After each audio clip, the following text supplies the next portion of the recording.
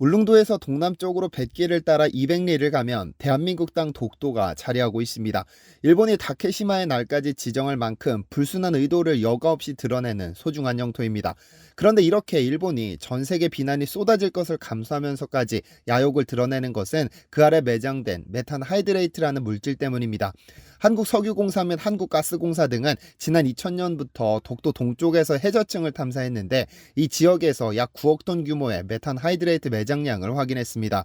이 물질 1리터는 최대 200리터의 천연가스를 만들어낼 수 있는데 전체 매장량의 가격은 약 200조 원이라고 합니다. 일본이 비난을 감수하고 욕심낼 만한 양이죠. 그런데 어찌된 일일까요? 바로 얼마 전 서해바다에서 중국이 이상한 구조물을 하나 몰래 설치하고 도망쳤습니다.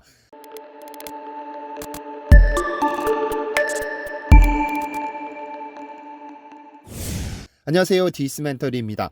한때 해가 지지 않는 대영 제국을 건설했던 영국과 네덜란드 사이 바다에는 특이한 국가가 하나 있습니다. 시랜드 공국이라고 불리는 나라인데, 공국이란 공작에 의해 통치되는 나라라는 의미로 아시아에는 없는 중세 유럽 국가의 역사에나 등장하는 특이한 형태죠. 영국 서픽주 근하에 있는 이 시랜드 공국은 어떻게 생겨나게 된 것일까요? 시기는 제2차 세계대전 때로 거슬러 갑니다. 영국은 전쟁 중 해상방어 거점을 마련하기 위해 해상 요새와 해상 벙커를 건설했습니다. 그중 현재 시랜드 공국으로 선언된 이 요새는 영국에서 고작 10km 떨어진 바닥 한가운데 위치한 해상 요새로 1942년에 건설되었죠. 하지만 전쟁이 끝난 후 요새는 방치 상태가 되었고 1967년 9월 2일 영국 육군 소령이던 패디로이 베이츠가 당시 영국 영에 박해있던 이 요새에 대해 독립을 선언해버렸죠. 그는 이 요새를 시랜드라고 이름 짓고 자신을 로이 1세라고 칭하며 군주가 되었습니다. 국제법상으로도 주변국들의 인정도 받지 못했지만 시랜드 공국은 여전히 나라로서의 체계를 강조하고 있고 헌법을 갖추고 있으며 신분제 기반의 정치체제를 가지고 있습니다. 여권, 화폐, 축구 국가대표팀까지 갖추었었죠. 그러던 중 바다 위에 떠있는 해상 구조물에 사는 것이 쉽지 않았던 20여 명의 시민은 하나둘 떠나게 됐고 2012년 로이 1세가 사망할 당시에는 그 혼자 남아있었다고 하죠. 이렇듯 특정 국가의 영에 박해있는 경우 독립선언으로 이를 자신의 국가라고 우길 수 있다는 점이 좀 의아하기는 하지만 현실에서 있었던 일입니다. 그런데 최근 한국이 비슷한 상황에 놓였습니다. 잠시 시선을 서해바다로 돌려보겠습니다. 지난 3월 14일 서해바다 어업지도선의 무궁화호는 여느 때와 다름없이 서해 지역을 순찰 중이었습니다. 그런데 선장의 눈에 이제껏 보지 못했던 특이한 구조물 하나가 발견됐죠.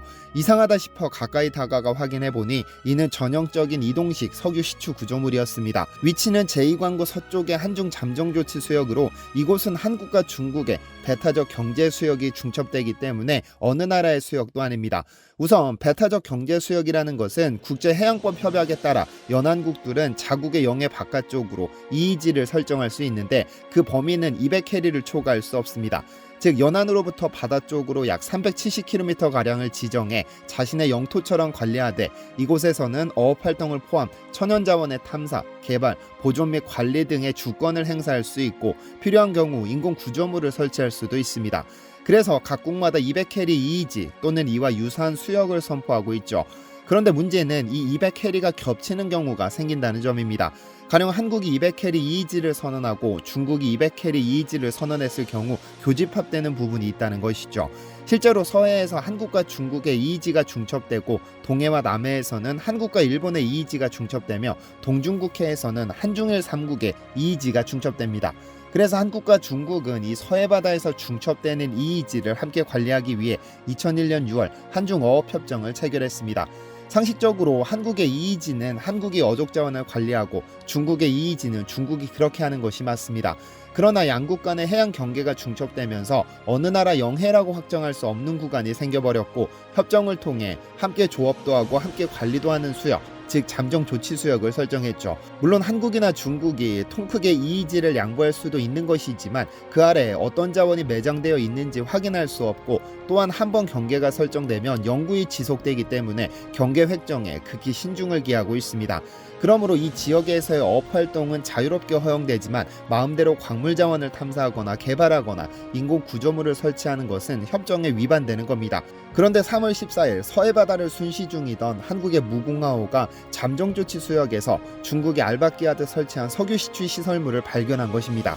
한국 정부는 이 보고를 받은 후 사안이 간단치 않다고 판단해 이를 해양수산부가 아닌 청와대 국가안전보장회의로 격상했고 지난 4월 5일 이를 실무조정회의에서 논의했습니다. 사실 한국과 중국이 서해에서의 석유 시추 문제를 두고 갈등을 빚은 것은 이번이 처음은 아닙니다. 한국은 지난 2004년 서해에서 제2광구 유전 탐사 활동을 벌였는데 중국이 해양 주권과 권익에 피해를 줬다며 강하게 반발한 적이 있었고 2008년에는 반대로 중국이 서해 석유 시추 시설을 설치해 한국 정부의 항의를 받은 적도 있죠. 1973년에는 한국이 서해 제2광구에서 석유 매장 가능성을 파악하고 행동을 취하자 중국 측이 군함을 보내 무력 시위를 벌이기도 했는데요. 그런데 최근 중국이 인공구조물을 설치한 사실을 두고 일각에서는 우려의 목소리가 나옵니다. 중국이 석유라는 자원에 대한 경제적인 목적 외에도 해상 영유권 협정에서 일종의 선점적인 지위를 차지하기 위한 행위라고 보기도 합니다.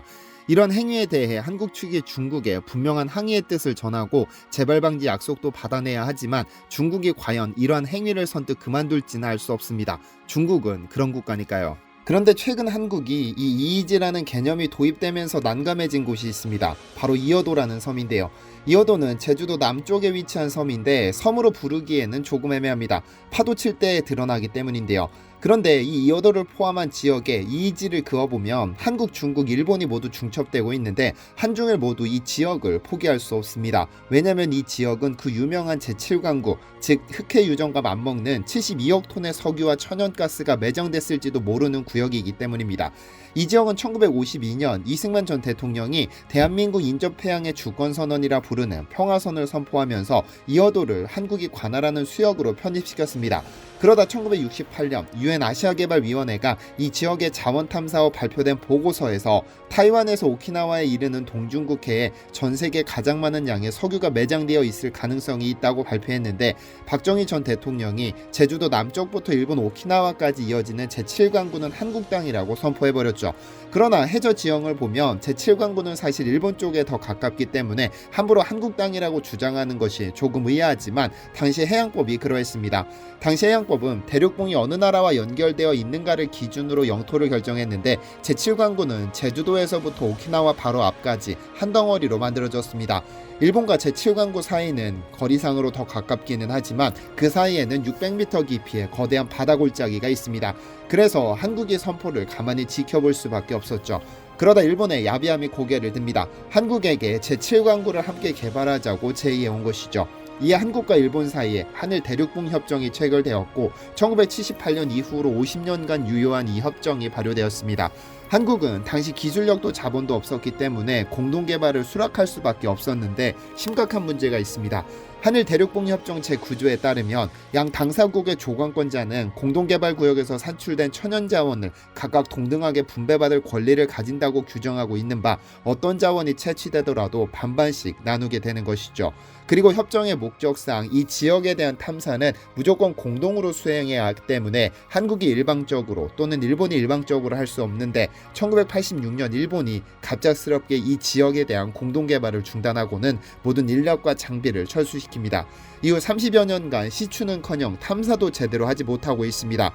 제가 위에서 일본의 야비함이 고개를 들었다고 말씀드렸는데 저는 왜 일본에게 야비하다고 한 것일까요? 제7광과 관련해서는 다뤄야 할 내용이 많아 오늘 영상은 이쯤에서 마무리하고 다음 영상에서는 국제해양법과 배타적 경제수역, 일본 그리고 제7광구의 관계에 대해서 자세히 다뤄보도록 하겠습니다. 시청해주셔서 감사합니다.